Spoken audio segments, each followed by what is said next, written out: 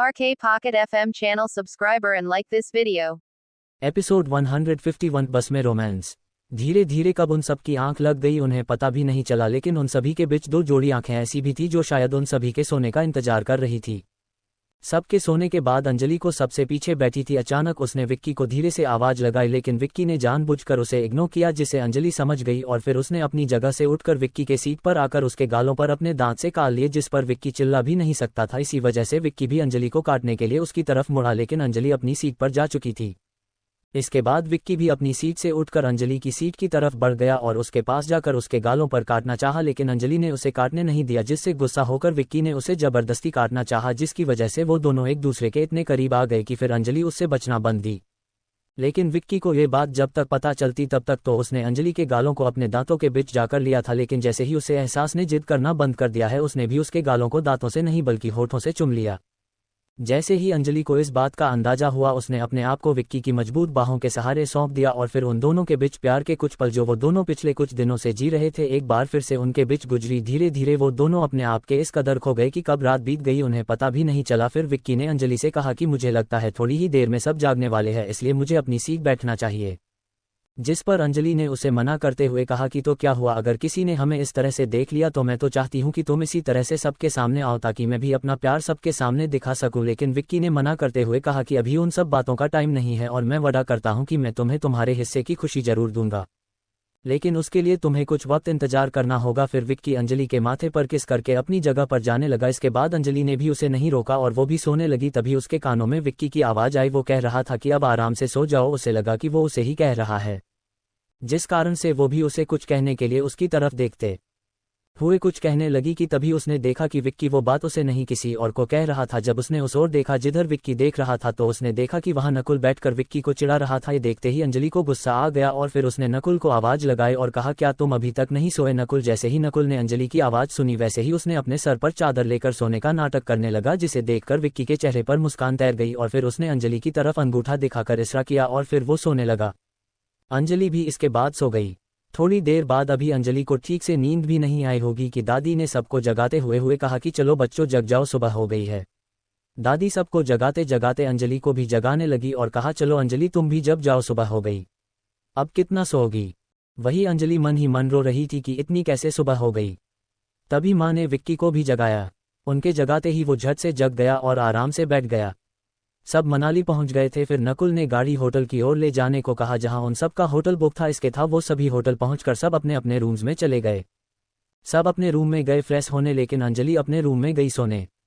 जब थोड़ी देर बाद सब नाश्ता करने होटल के लॉबी में पहुंचे तो दादी ने कहा, अंजलि कहाँ है? फिर दादी ने ऋष्व को अंजलि को बुलाने को कहा तो नकुल ने ऋष्व को मना करते हुए कहा कि बॉस पिछले कुछ दिनों से बहुत थक गए हैं, मुझे भी लगता था कि वो इस ट्रिप के लिए नहीं आएंगे लेकिन वो आ गए।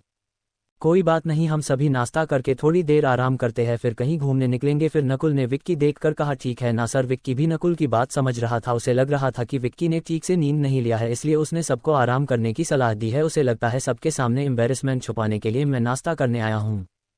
फिर उसके चेहरे पर हल्की सी प्राउड वाली हंसी आई और उसने अपने मन में कहा, अब इसे कौन बताए कि मैं चाहूँ तो 10 दिनों तक बिना सोए अपने डेली के काम कर सकता हूँ और जरा सा भी मेरी एनर्जी में फर्क हो गया ना तो मैं ये जॉब छोड़ दूँ।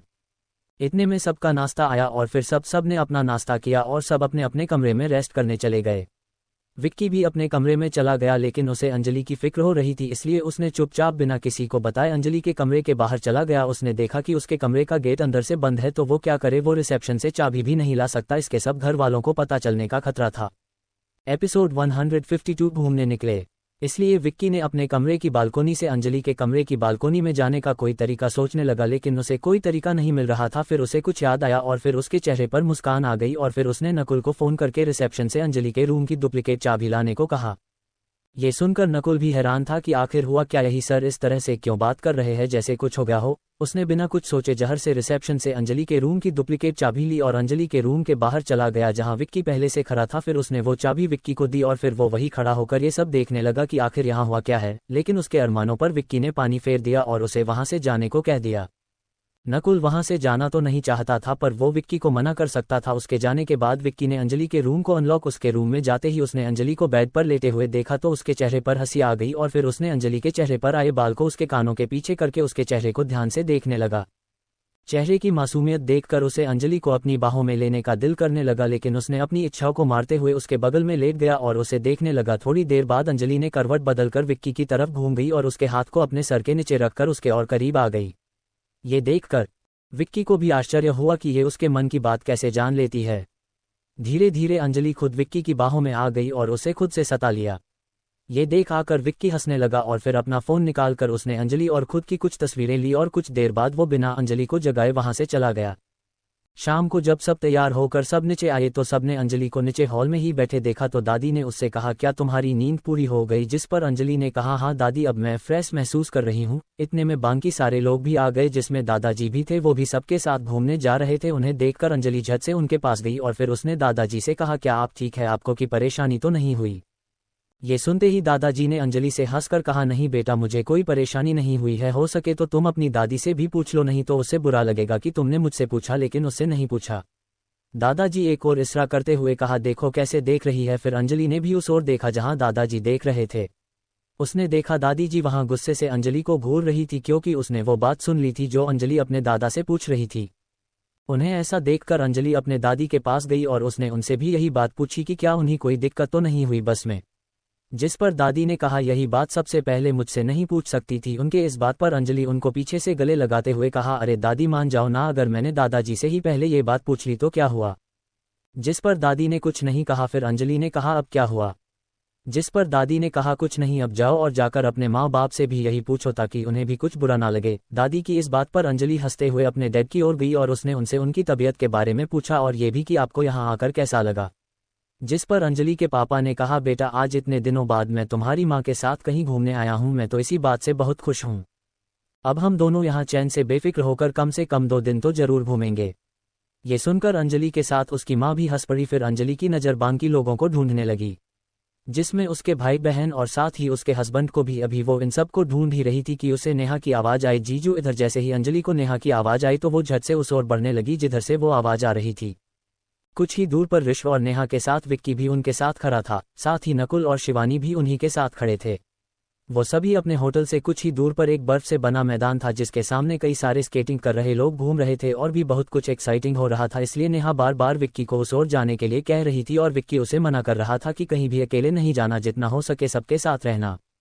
इतने में अंजलि उसके पास आए और उसने नेहा से कहा, तुम्हें वहां जाना है क्या? जिस पर नेहा ने डरते हुए हाँ कहा तो अंजलि ने कहा, इसमें डरने की क्या बात है, चलो हम वहां जाते हैं। इसे देखकर नेहा अंजलि के चेहरे को देखने लगी और अंजलि विक्की को देख रही थी जैसे उसे चैलेंज कर रही हो कि हो सके तो हमें रोक के दिखाओ।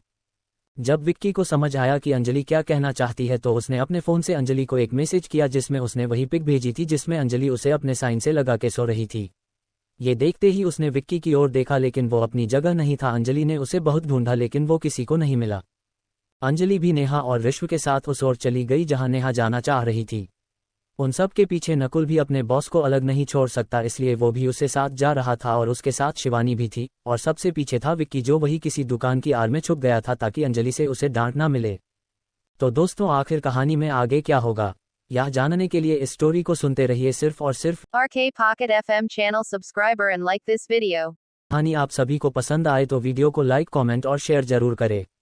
आपके एक कमेंट और लाइक से हमें स्टोरी वीडियो बनाने के लिए मोटिवेट मिलता है। धन्यवाद।